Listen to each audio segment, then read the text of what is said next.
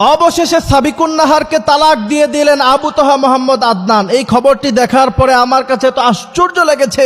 যেই মহিলাটি তার গুম হওয়ার সময় সাংবাদিকদেরকে সামনে রেখে বলেছিল, হয়তো আমাকে তার কাছে নিয়ে যাও, আমাকে সে গুম করে ফেলো, আর না হয় তাকে অর্থাৎ আমার স্বামীকে আবু তহা আদনানকে আমার কাছে ফিরিয়ে দাও, ওই মহিলা কি করে আজকে তার স্বামী থেকে তালাক নিয়ে নেয়। এবং আমার কাছে কষ্ট লেগেছে, আবু তহা মোহাম্মদ আদনান সে চাইলে আরো বিয়ে করতে পারবে, তার স্ত্রী সাবিকুন নাহার সেও চাইলে আরো বিয়ে বসতে পারবে, কিন্তু তাদের যে দুটো ছোট ছোট সন্তান আছে তারা দুজন মায়ের আদর বাবার আদর আজীবনের জন্য হারিয়ে ফেলবে। দেশে একটা প্রবাদ বাক্য আছে, যখন মা থাকে না তখন বাবাও তালুই হয়ে যায়। সুতরাং মা বাবার ডিভোর্স হওয়ার পরে ওই সন্তান যারা থাকে তারা আর কখনো বাবা মার সেই আদর্শবান ভালোবাসা যেটা সেটা কখনো পায় না। আজকে হাজার হাজার যুবকদের আইডল আবু তহা মোহাম্মদ আদনান, তিনারও কি অবস্থা, নারী ফিতনা কি কঠিন ভাবে তাকে ধরেছে। সুতরাং বুঝতে হবে, আল্লাহর হাবিব সাল্লাল্লাহু আলাইহি সাল্লাম ১৫০০ বছর আগে বলছেন, আমি আমার উম্মতের জন্য এর চাইতে বড়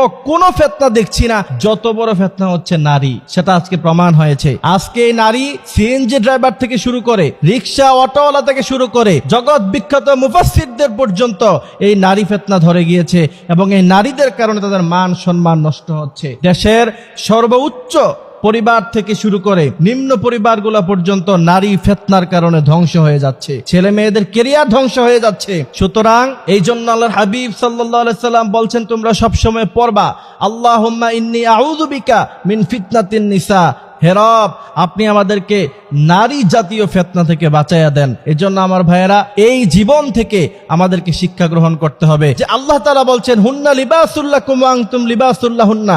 স্বামী স্ত্রী একে অপরের লেবাস স্বরূপ, অর্থাৎ শরীরে কাপড় না থাকলে মানুষ যেমন উলঙ্গ হয়ে যায়, ঠিক তেমন করে স্বামী এবং স্ত্রী নিজেদের দোষগুলি নিজেদের মধ্যে গোপন না রেখে যদি মানুষের সামনে বর্ণনা করে দেয়, সেটা সেই উলঙ্গ হয়ে যাওয়ার মতো। ঠিক আজকে আবু তহা আদনানের ঘটনা কি ঘটছে, সাবিকুন নাহারের ঘটনা কি ঘটছে, তিনারা নিজেদের পরিবারের সমস্যা নিজেরা পরিবারের মধ্যে না মিটিয়ে সাংবাদিকদের সামনে বলে, সারা দেশের মানুষের সামনে বলে, যেইভাবে আবু তহা আদনানকে হেনস্থা করা হয়েছে, সে নিজেও যেইভাবে অপমানিত হয়েছে, তার থেকে একটি জিনিস শিক্ষা গ্রহণ করতে হবে।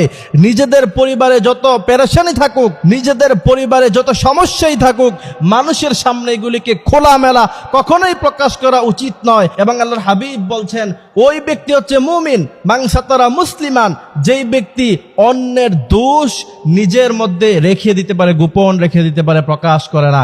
এই জন্য আল্লাহ তাআলা হাজার হাজার যুবকদের আইডল আবু তহা মোহাম্মদ আদনান, তার থেকে আমাদেরকে শিক্ষা গ্রহণ করার তৌফিক আল্লাহ দান করুক।